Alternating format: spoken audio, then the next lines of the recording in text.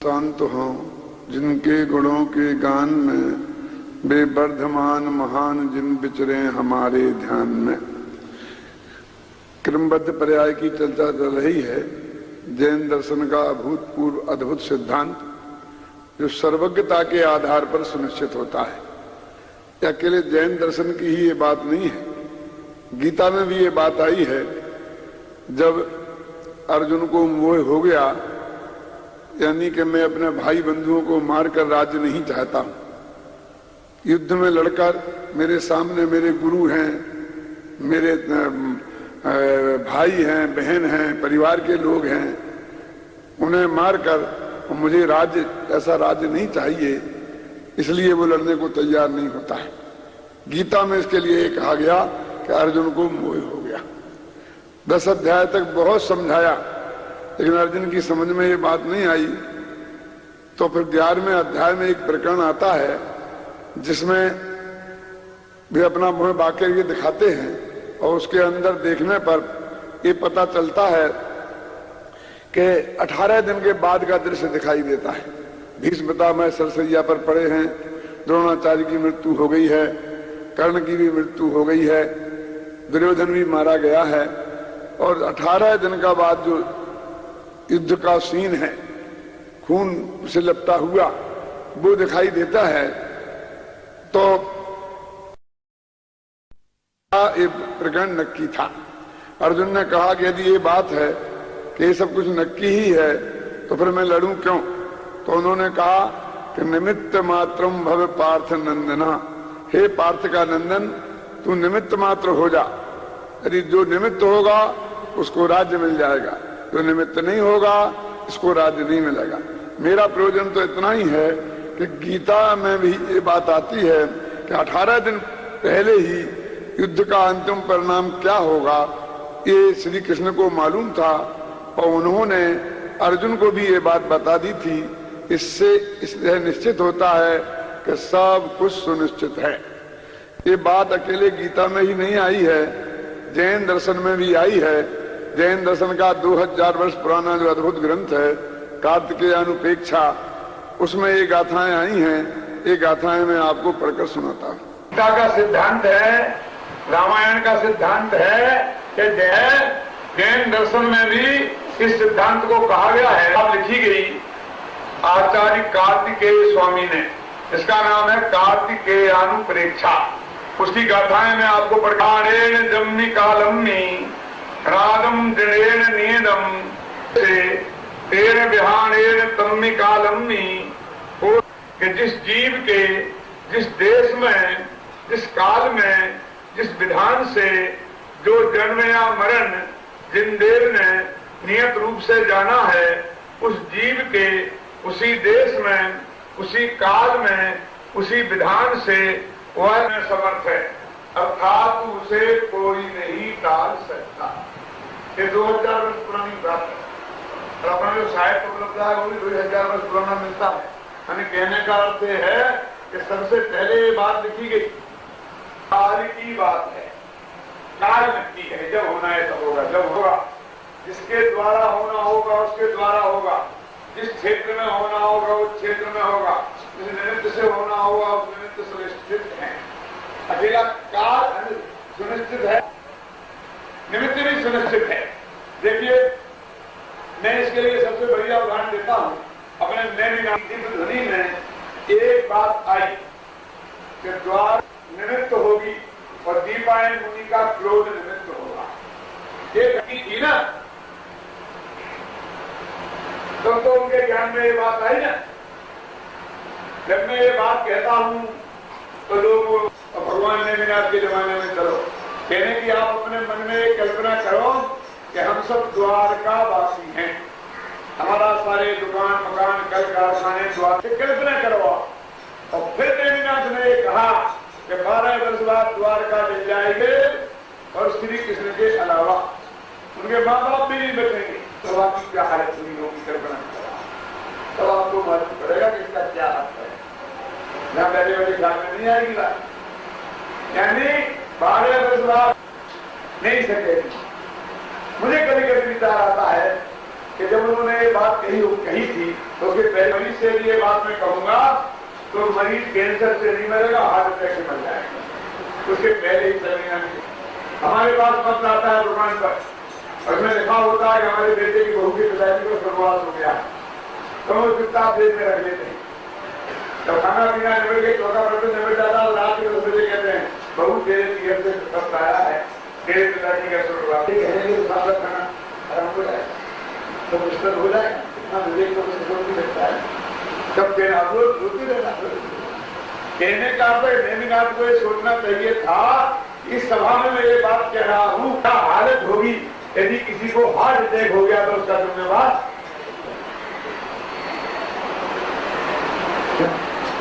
लेकिन भाई वो जानते थे कि इसका क्या असर होगा। ये भी है कि सैकड़ों लोगों ने मुनि दीक्षा ले ली, हजारों लोगों ने अनुमति ले लिए, हजारों को संबंध की प्राप्ति, वो जानते थे क्या किया तो खैर नहीं। लेकिन मरने लोग तो कर ही सकते हैं ना, शराब से चलेगी ना, शराब की एक फूल भी द्वारका में नहीं रहेगी कैसे, और जीता है मुझे शराब में भी जीता नहीं। मेरे कुछ हमें सोचना पड़ता, शराबबंदी लागू, उस वक्त भी शराबबंदी लागू हुई थी, लेकिन इसलिए नहीं कि शराब मैंने तो बुझाया नहीं जाएगा, चारों तरफ दरिया था, तो उन्होंने बराबर मशीनें उसमें लगाई और सारे पानी को बुझाने की कोशिश की। आज वहां पेट्रोल निकल रहा है, तो उन्होंने वो पेट्रोल द्वारका पे और छिड़क दिया। अब जलती के बच्ची बोलो, शास्त्र में लिखा है कि पानी घी जैसा जलने लगा, आता कहीं बात नहीं, पानी घी जैसा जलने लगा। तो पानी घी कैसे जलता हुआ, लोगों को भरोसा नहीं होता था कि इसमें क्या दम है, लेकिन दम है क्योंकि वो वहां पेट्रोल था। आज भी पेट्रोल निकल रहा है वहां पर, और वहां से उन्होंने मशीनें लगा दी, पेट्रोल छिड़क दिया, सब साफ हो के साथ। इससे तो इतनी ही बात सिद्ध होती है कि 12 वर्ष का पहले से नक्की था। तुम तो कहते हो लाखों वर्षों का नक्की होता है, एक ही जैन धर्म में है। बहुत से लोग कहते हैं कि ये कहां लिखा है, हमें बताओ जैन शास्त्रों में। ये तो स्वामी जी की नई बात है, ये तो उन्होंने सिद्धांत निकाला है। ये बात सही है कि इस जगत के सामने उनने इस युग में उसे पहले, सबसे पहले प्रस्तुत किया। लेकिन ये बात तो सब शास्त्रों में भरी पड़ी है। लोग पूछते हैं कौन से शास्त्र में लिखी, मैं कहता हूं ये बताओ कौन से शास्त्र में नहीं लिखी। कोई भी जैन शास्त्र उठा के लाओ और ऐसा उसको खोलो, उस पेज पे क्रमबद्ध पर्याय लिखी मिलेगी। तेरे को देखने की दृष्टि चाहिए, तेरे को देखने की दृष्टि हो तो कदम कदम पर मिलेगी, और देखने की दृष्टि नहीं होगी तो नहीं मिलेगी। वतन बाजार से कपड़ा सनफ्राइज, तो हर मीटर पर सील लगी रहती है, सनफ्राइज सनफ्राइज सनफ्राइज। क्यों? ऊपर एक सील लगा देते, ऊपर की सील लगा देते, कपड़ा बेचने वाले में एक ले जाता तो बाकी कपड़ा का कौन भरोसा करता। इसलिए हर मीटर पर सनफ्राइज की सील लगी, सुकड़ेगा नहीं, सुकड़ेगा नहीं। ऐसे ही जैन दर्शन के हर शास्त्र में क्रमबद्ध पर्याय की सील लगी हुई है। कैसे? तो प्रथमान योग की बात मैंने आपसे, प्रथमान योग माने कथान योग, कथान योग माने जो हमारे तीर्थंकरों के पुराण हैं उनमें जो उनका चरित्र वर्णन किया गया है उनको बोलते हैं प्रथमान योग। तो प्रथमान नेमिनाथ की घटना ये प्रथमान योग का उदाहरण है, लेकिन ये तो 12 वर्ष की बात को ही सिद्ध करती है। तो आदिनाथ की बात लो, सारे जैन लोग इसको अच्छी तरह जानते हैं, कोई पेज नंबर बताने की जरूरत नहीं है कि ऋषभ देव के समोसरण में भरत चक्रवर्ती ने जब ये पूछा कि आप तीर्थंकर हो, यहां कोई ऐसा जीव और बैठा है जो भविष्य का तीर्थंकर हो, तो उनकी दिव्यध्वनि में आया कि तेरा बेटा जो मारीच है ये 24वां तीर्थंकर होगा, महावीर नाम से होगा। इसकी मां का नाम पिछला होगा और पिता का नाम सिद्धार्थ। ये घटना जैनी का बच्चा बच्चा जानता है, पेज नंबर दिखाने की जरूरत नहीं। अब आप जानते हैं दोनों में कितना अंतर था। एक कोड़ा कोड़ी सागर का, ऋषभदेव से महावीर तक का अंतर एक कोड़ा कोड़ी सागर का है। और कोड़ा कोड़ी का मतलब जानते हैं? करोड़ में करोड़ का गुणा करो, उसका नाम कोड़ा कोड़ी। माने 1 करोड़, 10 करोड़, 100 करोड़, 1000 करोड़, 10,000 करोड़, लाख करोड़, 10 लाख करोड़ और करोड़ करोड़। अब अंदाजा इतने बरस नहीं सागर, और सागर का नाम तो कितना है आप लोग अंदाज से जानते ही हैं, अनंत है। इतना लंबा काल की बात आदिनाथ ने बता दी थी कि ये महावीर नाम का तीर्थंकर होगा 24वां, और इसकी मां का नाम त्रिशला होगा और पिता का नाम सिद्धार्थ होगा। ये बात नक्की थी कि नहीं नक्की थी? क्या इसे पलटा जा सकता था? जरा गहराई से विचार करना मेरी बात पर। आज के जो लड़के हैं ना, ये कहते हैं कि नहीं, जो लड़कियां लड़कियों को पसंद करने जाते हैं ना, नहीं तो भाई साहब देख के पसंद करेंगे, ये करेंगे, 50 नखरे की बात करते हैं। मैंने कहा क्या नक्की करोगे, सब पहले से नक्की। अकेला जैन धर्म नहीं, जैनेतर धर्म भी कहते हैं कि जोड़ी तो राम के घर से बन के आती, तू कौन होता बताने वाला? कहते कि नहीं कहते? जोड़ियां तो राम के घर से बन के आती हैं। हमारे यहाँ कहते कृपल पर्याय में सब नक्की है। नहीं तो आदिनाथ कैसे बताते कि महावीर की मां त्रिशला और पिता सिद्धार्थ हुए? इसका अर्थ ये हुआ ना कि सिद्धार्थ की शादी त्रिशला से होगी। अब मैं आपसे ये बात कब नक्की हो गई थी? कब से नक्की थी? आदिनाथ भगवान के समय से। एक कोड़ा कोड़ी सागर पहले से बात नक्की थी। तो इसका अर्थ क्या हो गया? क्या सिद्धार्थ के हाथ में ये बात थी कि मैं चाहूं तो त्रिशला से शादी करूं और नहीं चाहूं तो नहीं करूं? दूसरी बात करो कि ठीक है ये तो नहीं था, लेकिन ये तो था ही ना कभी मुझे भी कि मैं 3 साल बाद करूंगा। क्यों नहीं? डेट भी फिक्स है। क्यों है? कि भगवान महावीर स्वर्ग में थे और वहां से उनके आगे त्रिशला के गर्भ में उन्हें आना था। तो पहली संतान थी ना त्रिशला की। अब देवाई तो खत्म हो गई और यहाँ त्रिशला और सिद्धार्थ की शादी नहीं होती तो क्या होता? मैं देवनी लटक के रह। तो उसके पहले शादी होना नक्की था कि नहीं था? तो उनने जाके थोड़ी कोशिश करी होगी कि नहीं तो मैं मेरे माँ बाप के रह जाऊंगा। क्यों? तो वो डेट भी फिक्स थी तो महावीर के बाप की होगी। हम इस झंझट में नहीं पड़ते हैं, हम तो देख के करेंगे, सोच समझ के करेंगे। क्यों? 2 पैसे की हानि खरीदते हैं तो सोच समझ के खरीदते हैं, थोक बजा कर लेते हैं। और आप जिंदगी भर का सौदा है और आप कहते हैं कि ऐसे ही कर लो, ऐसा नहीं चलेगा। हम महावीर की बात नहीं जानते। मैंने कहा ठीक है भाई साहब, जाओ देख आओ, लेकिन ठोकना बजाना मत, ठोक पिट के आओगे। कैसी बात करता है? अपनी जीवन संगिनी को 2 पैसे की हानि से तुलना करता है, ठोकने बजाने की बात करता है। क्यों? नहीं भाई साहब ऐसा नहीं चलेगा। हम तो अच्छी तरह से देख के, विदेशों में तो डेटिंग होती है, 2-2 साल तक देखते हैं और 2-2 साल तक देखने के बाद शादी करते हैं। 2 साल वो शादी नहीं चलती है, 1.5 साल तलाक हो जाता है। और हमारे देश में ऐसे लोग हैं कि नहीं कि जिनने बिना ही देखी शादी की थी और सारी जिंदगी आसानी से निकल गई और अगले भव में भी हमारी जोड़ी भगवान बनी रहे, ऐसी भावना वाले लोग हैं कि नहीं? चलो वालचंद जी, आपने देखा था शादी के पहले? क्यों घबराते हो? मैंने भी देखा। तो घाटे में रहे क्या? मेरे कहने का अर्थ ये है कि बिना देखे वाले कितनी शांति से सारी जिंदगी बिता ली, और ये देख देख के करने वाले क्या निहाल करते हैं। भगवान महावीर तो कहते हैं, क्रमबद्ध पर्याय का सिद्धांत कहता है सब पहले से नक्की था। अब देखिए जरा, किसी जमाना ऐसा आया है थोड़ा कि लड़कों को ज्यादा मौका मिल गया। पहले तो स्वयंवर हुआ करते थे। तो स्वयंवर का अर्थ समझते हैं? अभी विचार किया अशोक बाबू कि लड़के लाइन से बैठते थे नंबर लगा के, और लड़के साधारण नहीं, राजाओं के लड़के, राजकुमार, बड़े धीर राम और लक्ष्मण भी उस लैन में बैठे थे एक दिन, क्यों? और एक लड़की आती थी, उसकी दासी बताती थी फला राजकुमार है, ऐसे प्रतापी हैं, ऐसे हैं, ऐसे हैं, और इनके गले में तुम चाहो तो बनमाला डाल दो और मुंह फेर के चली जाए। क्यों? Reject reject reject. पहले लड़कियां रिजेक्ट करती थी लड़कों को।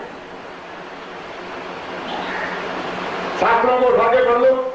आदिनाथ भगवान के जमाने में सुलोचना का स्वयंवर हुआ था और उसमें चक्रवर्ती के बेटे कीर्ति को रिजेक्ट कर दिया था, और जय कुमार के गले में बरमाला डाली थी कि नहीं डाली थी? बोलो। लड़के दिन लगा के बैठते थे, और वो 100 लड़कों में 200 लड़कों में वो लड़की एक के गले में माला डालती थी और लड़ पड़ते थे बाद में क्या क्या होता था। तो जमाना धीरे धीरे बदला। अरे हमारे बाप दादे के जमाने तक ऐसा भी होता था कि घर में 2 भाई थे तो एक की शादी होती थी, एक कुंवारी रहता था, कहते वंश चलाने के लिए बहुत सारी रोटियों की व्यवस्था के लिए। अब तेरा जमाना ऐसा आ गया है कि आपको मौका मिला है तो आप भी अब स्वयंवरा लगाने के मूड में हो। क्या स्वयंवर बहुत हुए? क्या अब लड़कियां लेन से बैठेंगी और हम सेलेक्ट करेंगे? तुम्हें ऐसा भाग्य कहां है? तुम्हारे हाथ में कुछ नहीं है, अभी भी लड़कियों के हाथ में ही है। लड़कियों को ज्यादा अधिकार है तुमसे। कैसे? कि वो हिंदुस्तान के किसी कोने में से किसी भी लड़के को चुन सकती है और उसके माँ बाप जाके उससे आग्रह करें, उसके पति से, उसके पिता से, हम आपके लड़के से अपनी लड़की की शादी करना चाहते हैं, तो कोई अनुचित नहीं मानता। उनको तो जितने ऑफर आएंगे उनमें से ही सिलेक्ट करना पड़ेगा। चांस किसे ज्यादा है? बोलो आप। कमल जी, भारती जी, किसे ज्यादा है? 4 आदमी के ऑफर आए तो 4 में से ही सिलेक्ट करना पड़ेगा। और लड़कियों को सारा विश्व खुला हुआ। लड़की का पिता जाएगा और आग्रह करेगा तो कोई बुरा नहीं मानेगा, और लड़के का बाप गया और लड़का गया तो कहेंगे कुछ न कुछ खोटे लड़के में होती नहीं है, कोई ऑफर वाला नहीं है ना। अब और मुश्किल हो जाएगी। और ऐसा चांस कहां है जब लड़कियों को था कि लेन से बैठे रहते थे लड़की। अब एक लड़की को देख लेंगे, अब हाँ और ना बोलो। आपने ना बोल दी क्योंकि दूसरी देखने का विकल्प है, और दूसरी देखी तो उससे 19 ही, उसे रिजेक्ट कर दिया। तीसरी देखी तो उससे भी 19 ही। अब पहली तक तो जा नहीं सकते, वहां तो रिजेक्ट करके आए हैं, और अंत में जाकर कहां मरोगे भगवान जाने। कहने का अर्थ यह है कि बहुत ज्यादा अच्छी पोजीशन नहीं है। तो अब तो हमारी लड़कियों की संख्या कम होती जा रही है। एक दिन फिर कोई जमाना आने वाला है, 4 दिन की चांदनी है, लेकिन हमारा जोम में सा जिंदगी भर का सौदा है। हम ये करके करेंगे। महावीर के माँ बाप की नक्की होगी, हमारी थोड़ी नक्की है। अरे भाई साहब, सबकी नक्की है। कहां लिखा? लिखा ना आदि पुराण में, वो तो महावीर का लिखा है। देखो भाई साहब, इतिहास सबका होता है, हर एक का लिखा नहीं है। जिनका लिखा गया उन्हीं का इतिहास थोड़ी है। हमारा तुम्हारा इतिहास नहीं है क्या? है, लेकिन लिखा नहीं गया क्योंकि हम इतने पुण्यशाली नहीं है। अकबर का लिखा गया, राजाओं महाराजाओं के लिखे जाते हैं, इसलिए तुम्हारा लिखा नहीं गया, लेकिन केवल ज्ञान में देखा जरूर गया है, लिखा जरूर गया है, क्योंकि वो सर्वज्ञ हैं। सब बातें लिखी नहीं है शास्त्रों में, लेकिन भगवान के ज्ञान में सब बातें देखी अवश्य गई हैं। इसलिए सब नक्की है। जैसे मैंने कहा ना, उनके कहते राम के यहाँ से जोड़ी बन के आती है, अपने यहाँ कहते हैं अभी साहब हमारी लड़की से आप संबंध कर लो। ठीक है, जरूर देखेंगे, नेक निमित्त होगा, नेक निमित्त होगा तो हो जाएगा। क्या मतलब है इसका? मतलब नक्की होगा तो हो जाएगा, और नहीं होगा तो हम करने वाले कौन होते हैं? यदि होना होगा तो हो जाएगा, और नहीं होना होगा तो नहीं होगा। हमारे यहाँ तो हमारी भाषा में, हमारी संस्कृति में एक क्रमबद्ध पर्याय का तत्व विद्यमान है। एक भाई बोले हमसे कि पंडित जी, हमें अपनी लड़की के लिए एक वर खोजना है, आपकी निगाह में हो तो कोई बताना। क्या कहा? वर खोजना है लड़की का? हाँ। तो क्या आपका जमाई खो गया है? कि क्या बात करते हो? तो शादी भी हमें नक्की नहीं हुआ, होने का सवाल कहां है? तो तुम खोजना क्यों बोलते हो? खोजा तो उसे जाता है जो चीज खोई जाती है। बोलो, आज तक कोई ने ये कहा कि मुझे लड़का चुनना है? सब यही कहते हैं ना, लड़का खोजना है। इसका क्या अर्थ हुआ? हमारी भाषा, हमारे बाप दादे, हमारा हृदय एक कहता है कि भाई इस लड़की का जिस दिन पैदा हुई थी, बर तो उसके 2-4 साल पहले ही पैदा हो गया था, सिर्फ हमें पता नहीं है ना, पता नहीं है, इसलिए हम खोजते फिरते हैं। हमें नक्की करने वाले हम कौन होते हैं? हम नक्की नहीं करेंगे, हमें चुनना नहीं है, हम सिलेक्शन नहीं करना है, हमें क्या करना है? बिल्कुल सिर्फ खोजना है। और जब हम ऐसा होता है, 10 जगह जाते हैं, कभी लड़की मना कर देती, कभी लड़का मना कर देता, तो सब तरह से योग्य था, लेकिन मना कैसे हो गया? उनका नक्की नहीं था, कैसे हो जाता? पर जहां होना नक्की होता है तो दोनों 1 सेकंड में हाँ कर देते। आपका अनुभव होगा ऐसा कि नहीं होगा? फटाफट वहां कोई ना करते ही नहीं। क्यों? जहां होना होता है वो सब पहले एक एक का नक्की सुनिश्चित है। इसमें कितनी शांति है सिद्धांत में, यदि हम गहराई से जाकर इसका अनुभव करेंगे तो शास्त्रों में भी मिलेगी। तो मैंने बोला ना, इतने बरस पहले वो नक्की था। तो किसने नक्की किया था? ये नक्की किया था कि सिद्धार्थ की शादी त्रिशला से होगी। नक्की किसी ने किया नहीं था ना, तो किया तो अभी था किसने? त्रिशला के पिता ने, सिद्धार्थ के साथ में दोनों ने, और जो पिताजी का नाम था ना क्या, केतक, उनने नक्की किया था। क्यों? लेकिन क्या नक्की किया था? जो नक्की था वो नक्की किया। अब नक्की था, उसने कहा नक्की करना, तो नक्की था, उसने क्या नक्की करना है? पर उसका विकल्प तो उसके ज्ञान में नहीं था, तो उसने जाना। तो वास्तव में तो वो ज्ञान की घोषणा है, वो किसी के हाथ में कुछ है नहीं। वस्तु स्थिति ये है, हम गहराई से विचार करें तो इसी निर्णय पर पहुंचेंगे। तो ये प्रथमान योग के 2 उदाहरण हुए। कौन कौन से? प्रथमान योग माने कथान योग, कथान योग माने हमारे पूर्वजों की कहानियां। ये सब बातें सर्वज्ञ के ज्ञान में आई हुई बातें हैं। दूसरा अपना चरणान योग है। चरणान योग माने कौन से पदार्थ खाने योग्य हैं और कौन से पदार्थ खाने योग्य नहीं है। जो हिंसक पदार्थ हैं, हिंसा से उत्पन्न होते हैं, वे खाने योग्य नहीं है। जो अहिंसक हैं या कम हिंसा से उत्पन्न होते हैं, वे खाने योग्य हैं। तो हमारे शास्त्रों में लिखा कि आलू जनी के अंदर अनंत जीव होते हैं। मैं आपसे पूछता हूं, किसने देखे? आपने देखे? सर्व भगवान के ज्ञान में है। यदि हम सर्वज्ञ भगवान के ज्ञान को नहीं मानेंगे तो आज मैं आपसे कि महावीर तक की कहानी सब झूठी हो जाएगी। इसलिए आप कृतबद्ध प्रयास सही सिद्ध हो जाएगी यदि सर्वज्ञता को मानेंगे। इस भय से यदि सर्वज्ञता से ही इनकार करें तो आप समझ लेना कितना बड़ा अनर्थ हो जाएगा। हमें सब चीज से इनकार करना पड़ेगा। देखो, प्रथमान योग में, करणान योग में लिखा है 24 होते, 25 होते, 24 होते। तो क्यों होते हैं? तो जितने लोग पुरुषार्थ करें उतने हो जाएंगे, हो जाना चाहिए। एक क्या बात बताता, 24 ही होंगे, 25 नहीं होंगे, 23 नहीं होंगे। तो ये बात नक्की बनों को बताती है कि नहीं?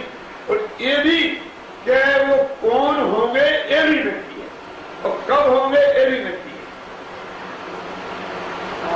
यदि हम सब शास्त्रों को पढ़ें तो चारों उन लोगों के शास्त्रों में क्रमबद्ध पर्याय को बहुत ही मार्मिक तरीके से सिद्ध किया गया है।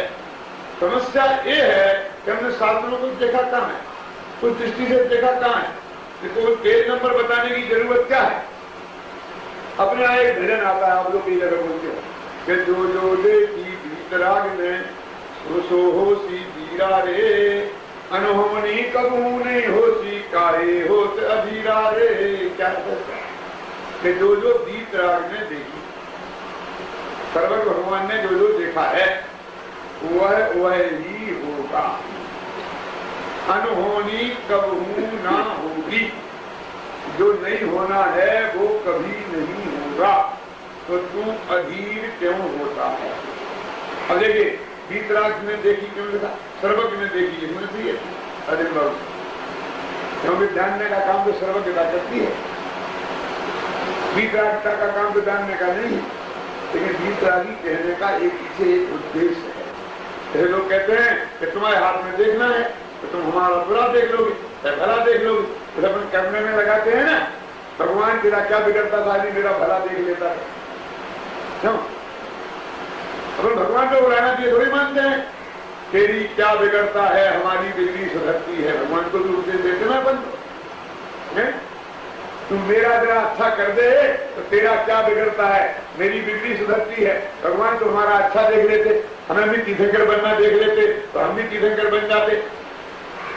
क्यों? तो वो कहते दीत राग में देखी, जिसे राग देश नहीं था, अंडा बाटे रेवड़ी चीन चीन के दे, ऐसी बात नहीं है कि हमने तुम्हारा भला देख लिया, इनका बुरा देख लिया। क्यों? हमने बुरा देख लिया तो बुरा हो जाएगा, और भला देख लिया तो भला हो जाएगा। जैन दर्शन में आशीर्वाद और साप के लिए कोई स्थान नहीं है। हम साप दे देंगे तो तुम मर जाओगे, हम आशीर्वाद देंगे तो तुम जिंदा रहोगे, कोई होने वाला फर्क नहीं है। यदि कौओं के कोसने से ढोर मरने लग जाते तो आज तक एक ढोर नहीं बचता। कोसने वाले कौवे तो गली गेट में बैठे। यदि किसी के सांप से हम खत्म होने लग जाते तो हमें शराब देने वाले कम है जगत में, क्या था? उनका बस चढ़े तो हमको एक सेकंड में भस्म कर दे।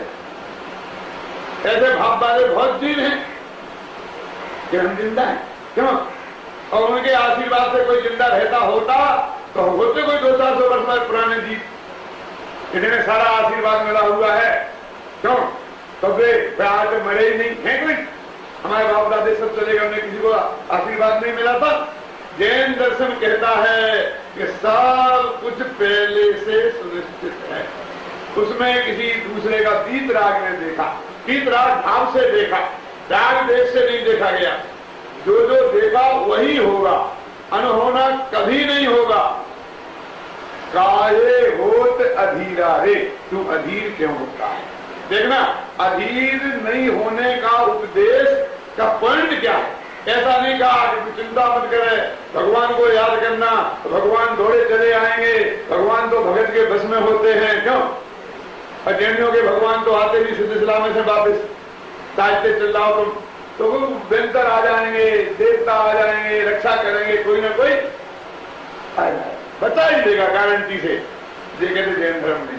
तो क्या कहता है जैन धर्म कि तुम निराकुल रहो, कि मरना होगा तो मरोगे, नहीं मरना होगा तो जो जो होना है वो होगा, अनहोनी कभी नहीं होगी, ये स्वीकार करो। तुम बचे ही जाएंगे इसकी बात नहीं है, मरे ही जाएंगे इसकी बात नहीं है। जो होना है सहज भाव से स्वीकार करो। काहे होत अधीरा रे, समयो एक बड़े नहीं घटसी, जो सुख दुख की पीरा रे। एक समय आगे नहीं बढ़ेगी, जो सुख दुख होना है जिस समय वो होगा, एक समय घटेगा नहीं, एक समय बढ़ेगा नहीं। तू ये बात सोच के, इस तत्व ज्ञान के आधार पर अधीरता को छोड़। ऐसा नहीं कि भगवान के भरोसे मैं तो पड़ा हूं, पारसनाथ तेरे भरोसे नैया मैंने तो डाल दी समुद्र में, कि बेटा तूने मेरे भरोसे नैया डाल दी तो गारंटी से डूबेगी, क्योंकि मैं तो सिद्ध सभा में बैठा हूं, लौट जाता नहीं। अपने भरोसे डाल। प्रत्येक द्रव्य स्वयं का करता है, अच्छे बुरे का स्वयं जिम्मेवार है। इस सिद्धांत का नाम है क्रमबद्ध प्रयास।